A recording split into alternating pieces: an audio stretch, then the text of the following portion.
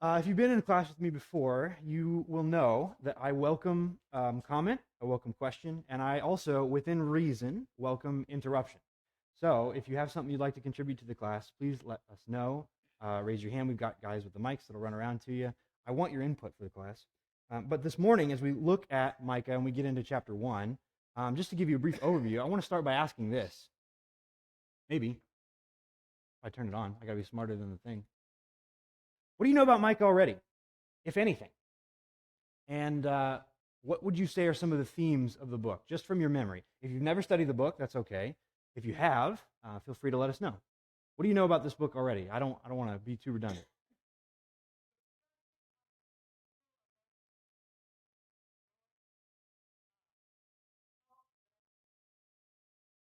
Okay, so that's a good overview. There's destruction coming, and there's hope for the people that follow God. Unfortunately, I'm sorry to tell you, this book is very dour. There's a lot of doom. There's a lot of certain judgment that is coming. We're going to be spending a lot of time talking about that. But thank you for highlighting that there's also some good hope in this book. I think particularly once you get to chapter 4 and the latter half of the prophet, there's some very exciting, very hopeful messages. Good. What else do you know about Micah? Yes. It's the time of the divided kingdom. Okay. And it's written primarily to Judah. Okay. Yeah, there's some references to cities in Samaria, but mostly he's dealing with the southern kingdom. Some have suggested that Amos is kind of a counterpart to Micah in some ways. So Amos talks maybe a little bit more to the northern tribes, where Micah's focused a little bit more on the southern tribes. So yes, we're in the middle of the divided kingdom. It's a time of great sin. Good. What else? What else do you know about the book? Anybody else? Micah prophesies about the Messiah.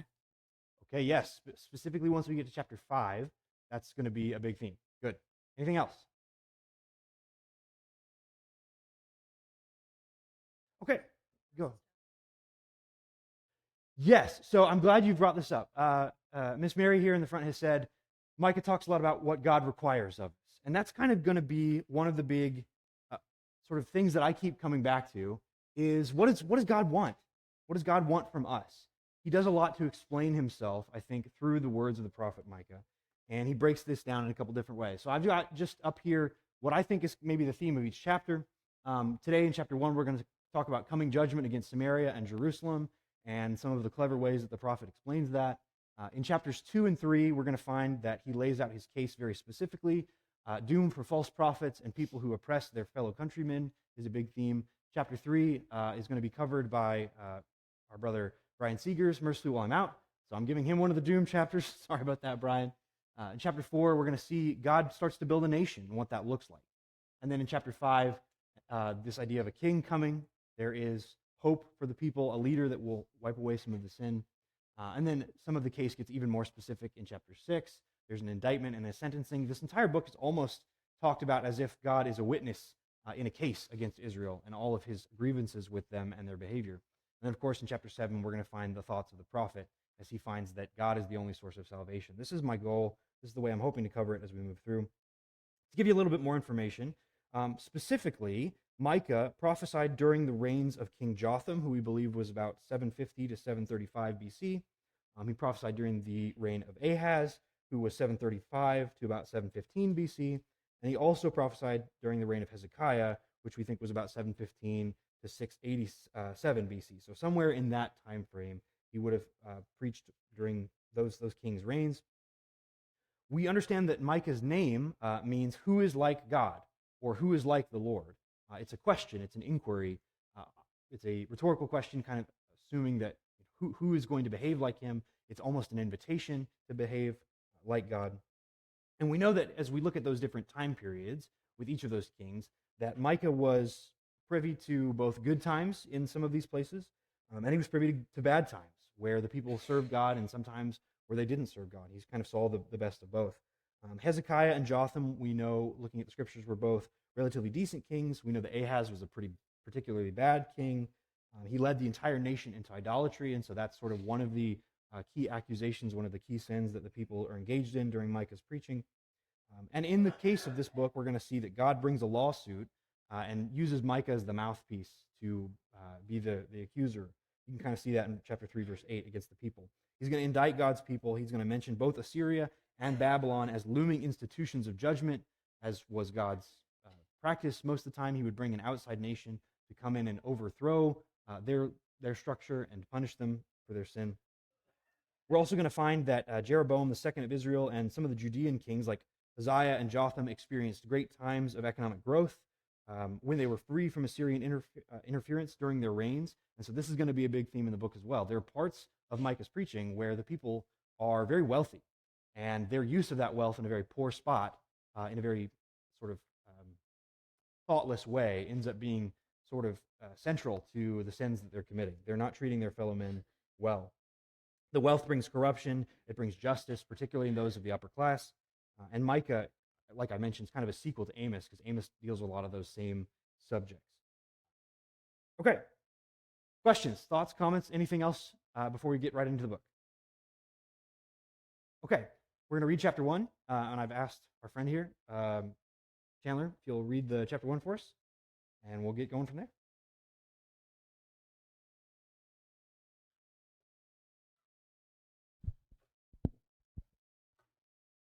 Micah chapter 1. The word of the Lord that came to Micah of Morsheth in the days of Jotham, Ahaz, and Hezekiah, kings of Judah, which he saw concerning Samaria and Jerusalem. Hear, all you peoples, listen, O earth, and all that is in it. Let the Lord God be a witness against you, the Lord from his holy temple. For behold, the Lord is coming out of his place, and he will come down and tread on the high places of the earth. The mountains will melt under him, and the valleys will split like wax before fire. Like the waters poured down a steep place, and all that is in transgression of Jacob, for his sins of the house and for the sins of the house of Israel. What is a transgression of Jacob? Is it not Samaria? What are the high places of Judah? Are they not Jerusalem? Therefore I will make Samaria a heap of ruins, and the field places for planting a vineyard. I will pour down her stones into the valley, and I will uncover her foundations. All her carved images shall be beaten to pieces, and all her pay as a harlot shall be burned with the fire. All her idols I will lay desolate, for she gathered it in the pay of a harlot, and they shall return to the pay of a harlot. Mourning for Israel and Judah, therefore I will wail and howl. I will be stripped and naked. I will make wailing like the jackals, and a mourning like the ostriches. For her wounds are incurable. For it has come to Judah, it has come to the gate of my people. To Judah, tell it not in Gath, weep not at all. In Beth Ephraim, roll yourself in the dust. Pass by in naked shame, you inhabitant of Shafir, the inhabitant of Zanan, does not go out. Beth Ezel mourns. Its place to stand is taken away from you. For the inhabitant of Meroth pined for good, but disaster came down from the Lord. To the gate of Jerusalem, O inhabitant of Lachish, harness the chariot of the swift steeds. She was the beginning of sin to the daughter of Zion. For transgressions of Israel were found in you. Therefore you shall give presents to Morsheth, Gath. The houses of Achzib shall be a lie to the kings of Israel. I will let you bring an heir to you. I will yet bring an heir to you, O inhabitant of Mersha. The glory of Israel shall come to Abdullam. Make yourself bald and cut off your hair, because your precious children enlarge your baldness like an eagle, for they shall go from you into captivity. Okay, thank you. A lovely, very exciting, very hopeful thing to read here on your Sunday morning. I'm sure this is exactly what you wanted to see. Like I mentioned, there's a lot of doom in the minor prophets. Usually, when you're reading through the minor prophets, there's an accusation to the people because of their sin in some way, and then the prophet is then not only explaining what that sin is, but then talks about the judgment that is to come. And that's kind of where we start here. Sometimes in the minor prophets, there's some hope. Sometimes this judgment can be avoided. Sometimes it's just a warning. But in Micah's case, this isn't a warning. This is a certain thing that is coming. You need to be aware that the judgment's going to occur, and you need to prepare accordingly. So, to break it up, I've broken the chapter up in two spots here, looking specifically kind of at verses 1 through 9, and then you get down into verse 10 through 15, or rather 10 through 16 is kind of the second group. That's how I've broken up. You might break it up differently in your own outline. But to begin, we've got this notion that God is seeing evil, and he has a mind to do something about it. And that's why he's declaring himself through this prophet. He sees evil, and he begins to act in verses 1 through 3 here. His patience is not going to go on forever. God is very patient. Obviously, as we read through Scripture, we see he's got a lot of long suffering. He doesn't judge people quickly, or he doesn't judge people fickly, we might say. When his judgment comes, it's well reasoned, it's well thought out. There's basis for it. And at this point, he wants the people to know that it's coming. Hear, you peoples, all of you, pay attention, O earth, and all that is in it. Let the Lord God be a witness against you, the Lord from his holy temple. God's going to serve as a witness against the sins he sees here in verse 2, specifically Jacob, the house of Israel. He's talking to Samaria, the places that are high in Judah, those profane worship places that the Israelites kept coming back to. He's talking about Jerusalem. And as we get into more chapters in this book, we're going to see God's case is more specifically laid out. But at the beginning here, he just wants you to know that it's solid. We're going to find in chapter 2, verse 1, that the people are guilty of scheming. He calls them evil schemes in chapter 2, verse 1. They're going to be guilty of coveting, which was one of the 10 commandments. Specifically, they're told not to do that. Stealing, oppressing one another in chapter 2, verse 2. We're going to find later that false prophets were doing a lot of bad preaching on God's behalf. They were lying. They were putting lies in God's mouth through listening, promoting false prophets. Some were being lifted up by some of the leaders of the nation at the time. That's kind of in chapter 2, verses 6, and then like later in 11. And judgment's coming, right? It's a certain thing at this point. Samaria is going to be in a heap of ruins. It's going to be broken up, tilled for planting. Foundations are going to be exposed, is some of the things that are being said here. Idols are going to be crushed. Their wealth is going to be consumed. And the beautiful works that the people have been doing are going to be crushed. Their culture, their nation, is not going to be able to stand in the face of God's judgment here. Part of that problem is that Israel and Samaria, like I've mentioned, they've been lifted up through their wealth. They're rich. And a lot of this money has been gained in sort of underhanded and dirty fashion. That's a real big problem here. Exploitation is sort of the name of the game. Obviously, exploitation is a thing that still happens today, right, in America and in other countries. And the scriptures go on to call this a prostitute's earning. It's wealthy wealth that's been gained by underhanded and evil and disreputable means. So I want to reference you as you're reading, as you're preparing for this class. Consider Amos. I think Amos is a really, really good counterpart to Micah. The entire book of Amos and many of the other minor prophets, they're about this very subject, about how the people were mistreating one another. They were not using their wealth in ways that are honoring to God. They were mistreating one another. Specifically in Amos chapter 2, verses 6 through 8, Amos prophesies against the nation that's full of wealthy people who ignore the poor by allowing them to be sold into debt slavery. You may have heard the term usury before. I think this is the formal definition for this crime. People are being sold into debt slavery and then denied legal representation as a result of that slavery, and that's kind of a big problem. God doesn't look favorably on that in these prophets. So the theme of justice is going to be really, really in the forefront as we look at Micah. God's omnipotence and his divine judgment on those who commit the sin of usury are some of the most talked about staples in the minor prophets. And that, I think, carries into elements of the New Testament as well. Galatians has something to say about some of that behavior as well, specifically in chapter 6, verses 9 through 10. Let us not become weary in doing good, for at the proper time we will reap a harvest if we do not give up. Therefore, as we have opportunity, let us do good to all people, especially to those who belong to the family of believers. God cares about the poor, and he cares about the poor being mistreated so much that when the nation is condemned here, he talks about it quite a bit. And as a result of this, we're going to find that the prophet is mourning because of this sin. He does that in some of the portions of this writing, this inclusion. The judgment, you're not going to escape it. It's for certain at this point. Questions, thoughts, comments about some of the beginning here, the first couple verses? Yes. In verse 7, I found it kind of striking, talking about fees of prostitutes. They were getting money essentially through prostitute fees. And that is something that's pretty strong language.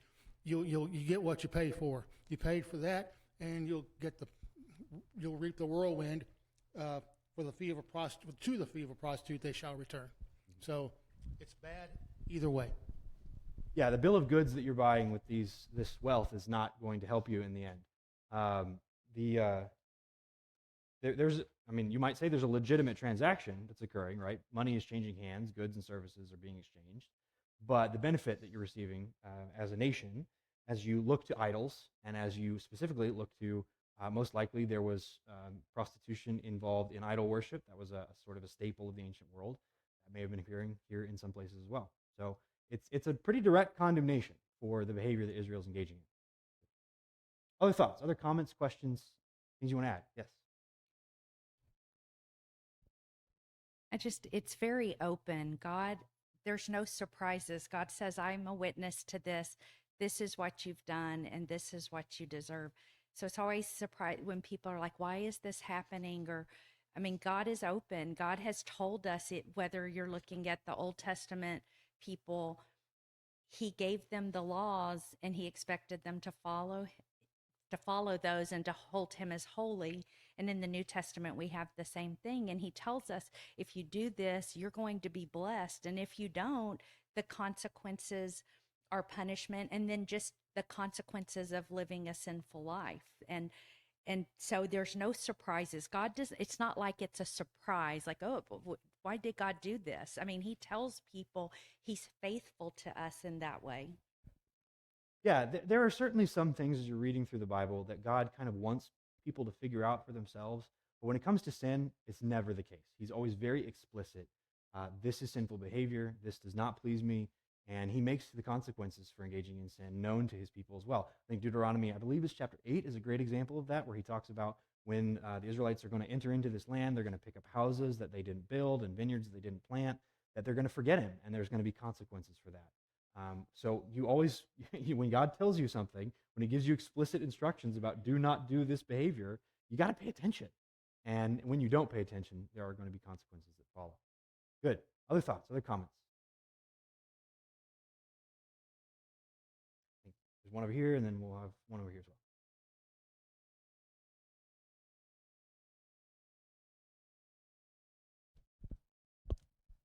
I just really like this visual of the judgment that's coming. It reminds me of the end of 2 Peter, where he talks about in verse 10, the day of the Lord will come as a thief in the night, which will be the heavens will pass away, a great noise, and the elements will melt with fervent heat. Both the earth and the works that are in it will be burned up. So it's kind of like this idea that everything around you is just going to disappear, and all that's left is you to be judged. So I think that's really interesting. Yeah, the mountains will be wax. One of the things that you rely upon, something as sturdy as a mountain, is going to melt in the face of God's judgment. Yes. Is it on? Oh, it is Yes, ma'am. on. I find Micah to be a very caring prophet, even though he had some very difficult things to say. But for him to say it, he wept and he wailed, and he would go barefoot and naked. That shows an humble, to me, very humble spirit. He did this because he was a prophet, and he had to, but he had a very soft heart and kind. If you can be kind in some of the things that he said, but still he had that in his heart. I think that's very interesting. Yeah, I imagine the prophets in particular had a heavy burden they had to carry, because if you're the first one that is told by God that your nation's going to be razed to the ground, if you love your country and you love your fellow people, you're going to be sad about it, right? This is not an exciting message. There's destruction that's coming, and to say, to have to carry this message probably brought a lot of sorrow. Good. Yeah, when I hear you talk about this and read this chapter, it makes me think about how the Bible tells us that God does not change. There is no shadow of turning in him. And I think of gravity. So we understand physical gravity, right? There's no changing that. That's something that God created. But him being the same throughout eternity. When these things happen in a culture, in a nation, the consequences are going to occur just as sure as gravity occurs, right?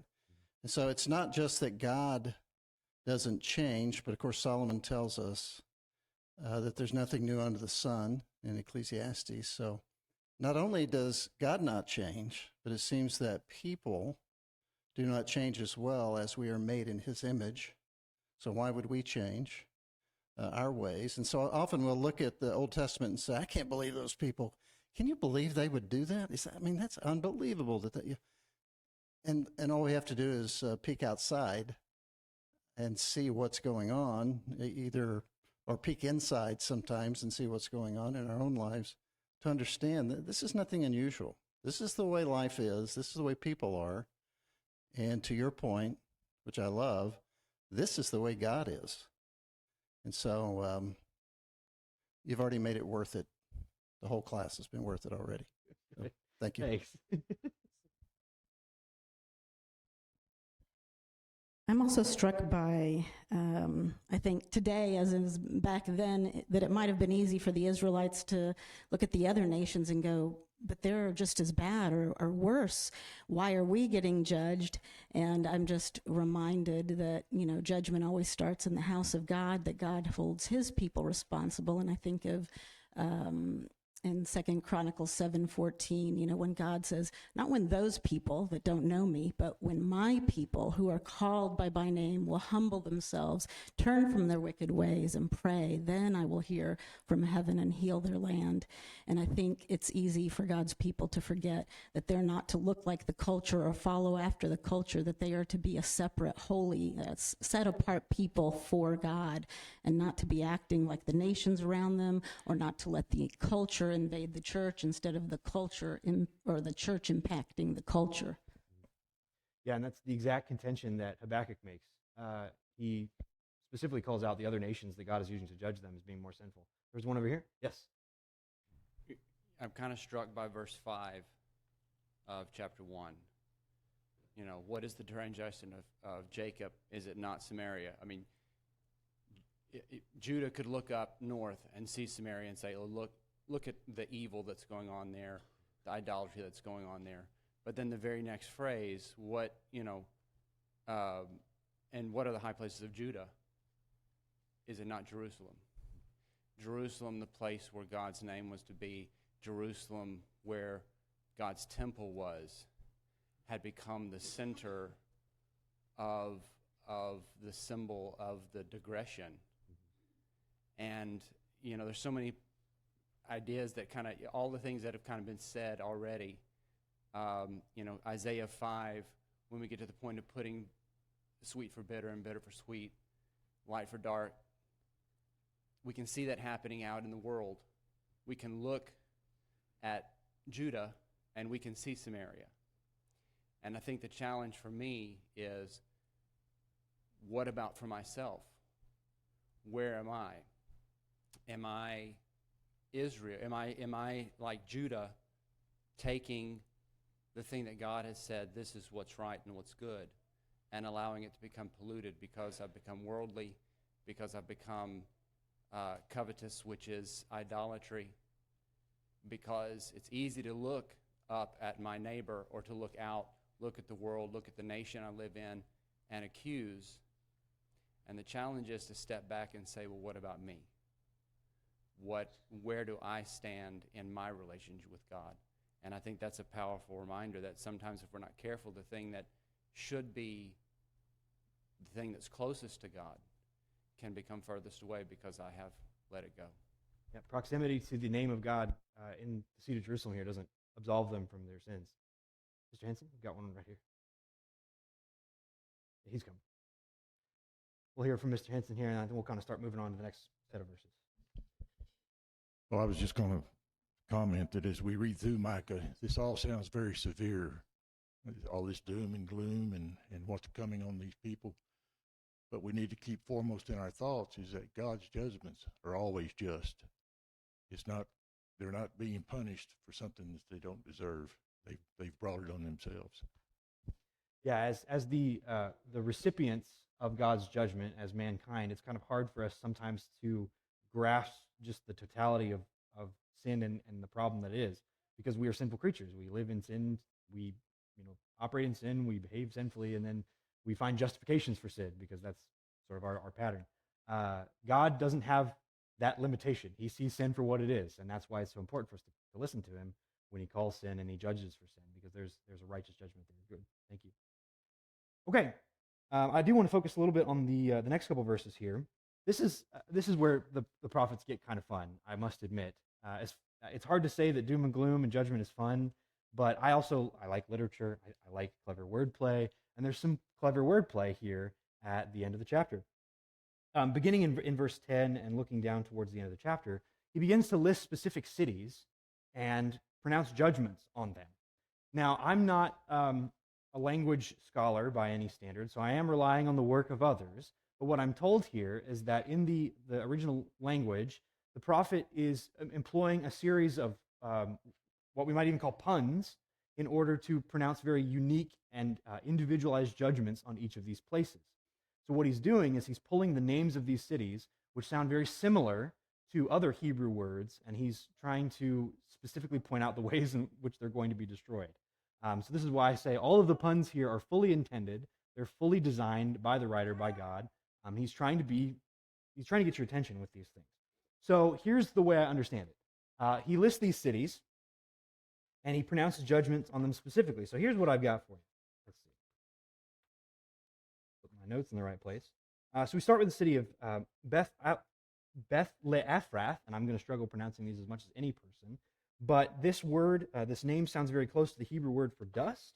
And so he's telling the city to roll in the dust in mourning. This was a common practice as you read about anybody sitting in ashes and putting on sackcloth as an act of mourning. That's something that the Hebrews would frequently do. So this city of dust is being told to roll in the dust because they're going to be destroyed, and the mourning is going to be what follows.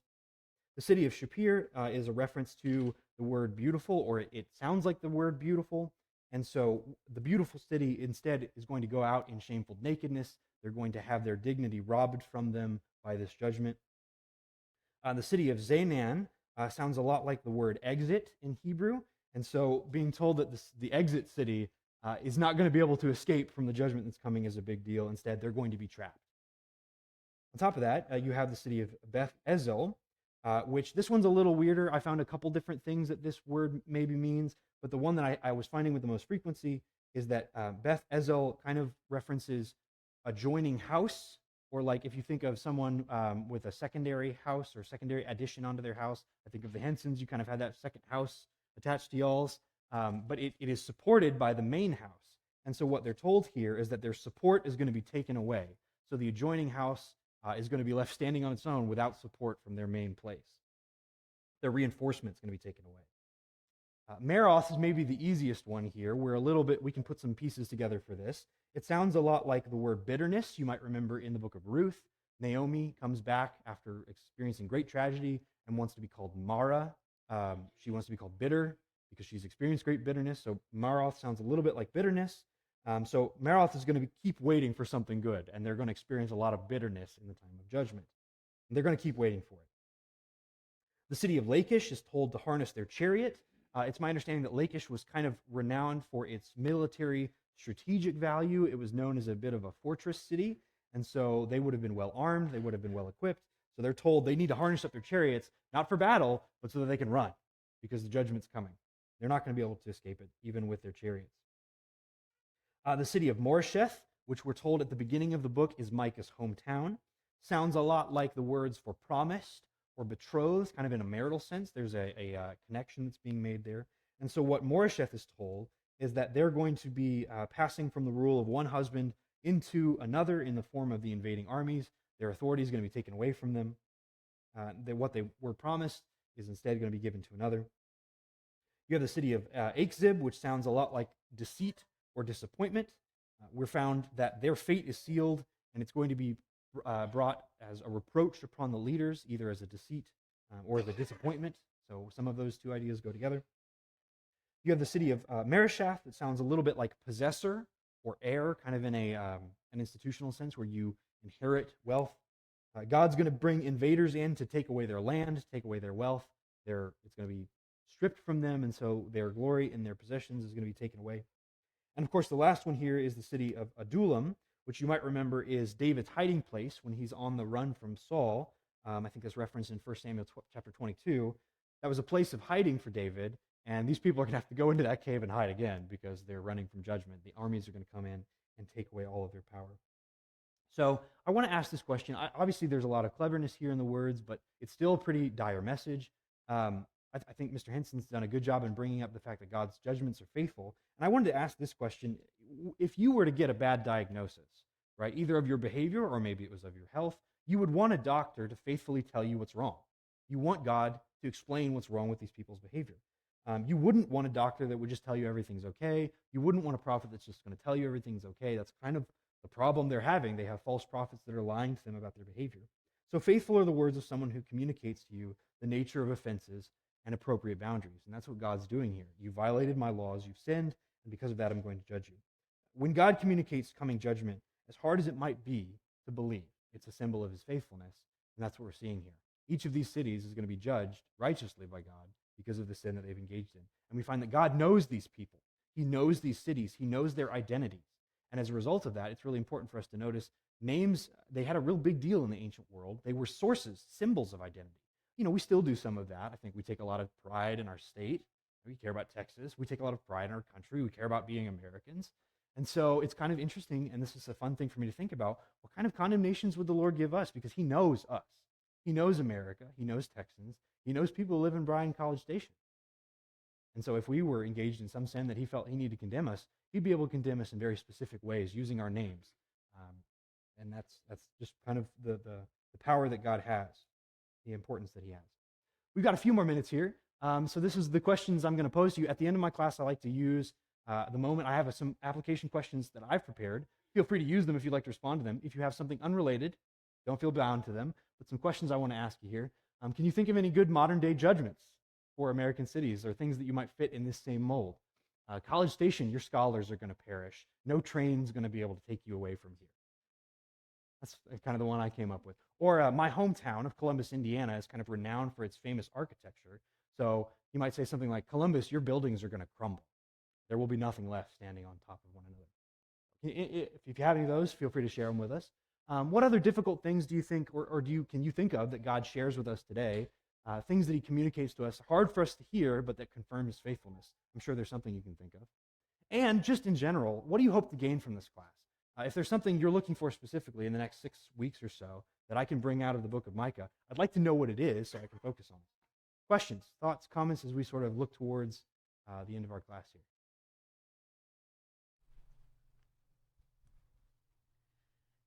Wouldn't it be nice if the religions of the world would go back to the Old Testament and see that when God says something, he means it. He may not do anything about it right now, but it will be taken care of. And the New Testament is very specific about some of the sins that are going on rampantly in our society today, and God says that they shall not inherit eternal life. But nobody seems to believe it.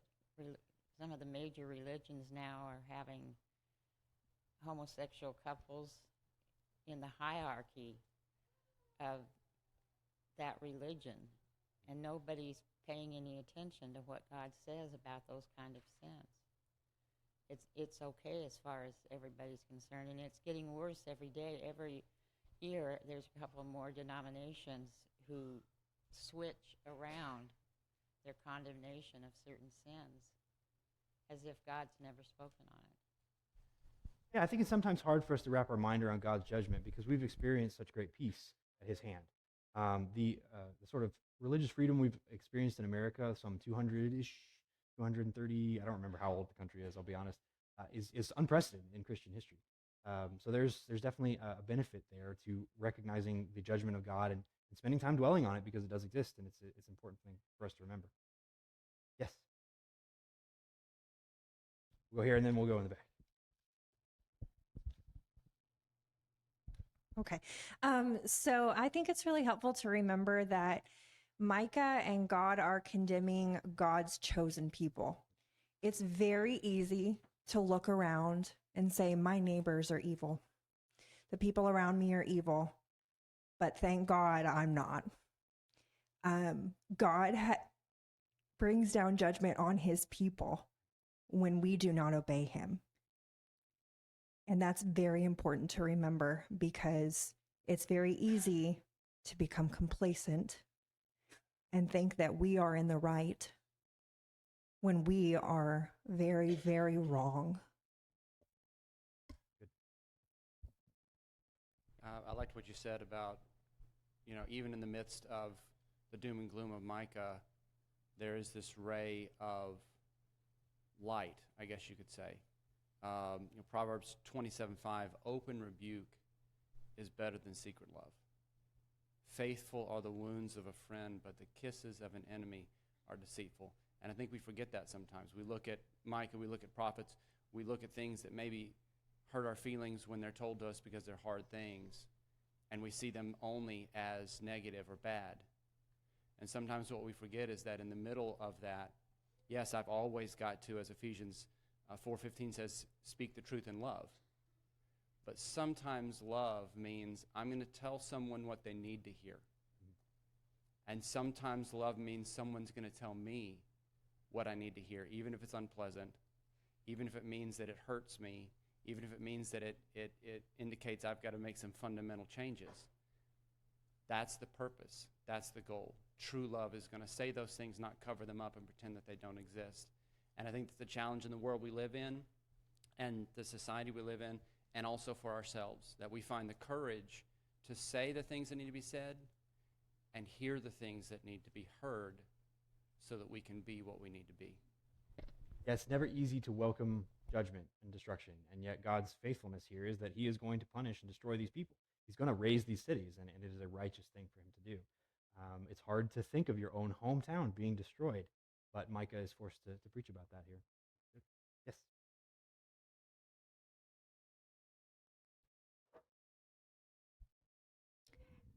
And history in the Bible shows us that God destroys the evil with the good. So good people need to take a stand, and good people need to step up and speak the truth. Because if we don't, we're going to go down along with the evil around us.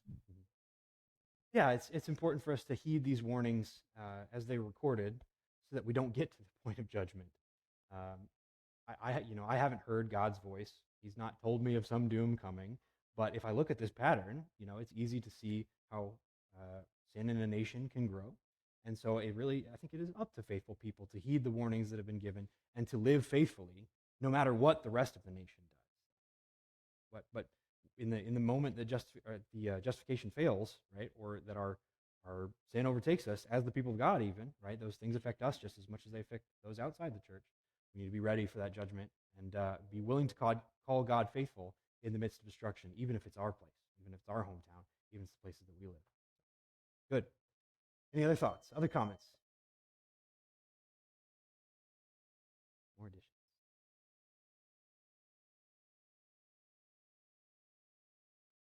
Well, we've got, I think, 5 more minutes here. I could talk a little bit more about what I anticipate the rest of the class is going to look like. So I want you to know here that we're going to spend the next 3 or 4 weeks really talking about a lot of this doom and gloom stuff. We're going to get very specific in the condemnations that are coming. Chapter 2, chapter 3 are where the leaders and the rulers and the prophets are going to be called out for their behaviors. And so we'll be spending some time considering those things. It's not really until chapter 4 that things start to get more hopeful. A brief preview of what that's going to look like. Chapters 3 through 5, I think we see descriptions of sin, move on to judgment, and then we move on to hope there. God's going to continue presenting his case. He's going to shift to the leadership. We're going to see that they're accused of hating good. They're going to be accused of abusing people in chapter 3, verses 2 through 3. That's where some of that usury that I talked about is going to come into place. There's going to be an issue with bribery. Bribery is going to be a chief condemnation. The people are going to be led astray. That's going to be a big deal. The leaders, the prophets, lie to the people. That's a thing I think we know a little bit about. We know about our leaders lying to us. That's a possibility. We're going to see that they hate justice in chapter 3, verses 9 through 10. And as a result of that, God's going to cut off communication with the leaders. That's going to be one of the first things that happens. Chapter 3, verses 6 through 7. God does want his people restored. I think that's what we're going to see throughout the rest of this book. Just because he's describing the coming judgment, because he's prescribing condemnation on these people, doesn't mean he wants to see them utterly obliterated. He wants to see them rebuilt into something that is more faithful to him. We're going to see how many times that God in this book gathers. Look for instances where he gathers people together. Look for moments when he restores. Look for moments when he brings people together. Chapter 4 is a huge moment where lots of people are gathered towards himself. We'll see that he gathers the nations at the foot of the mountain there.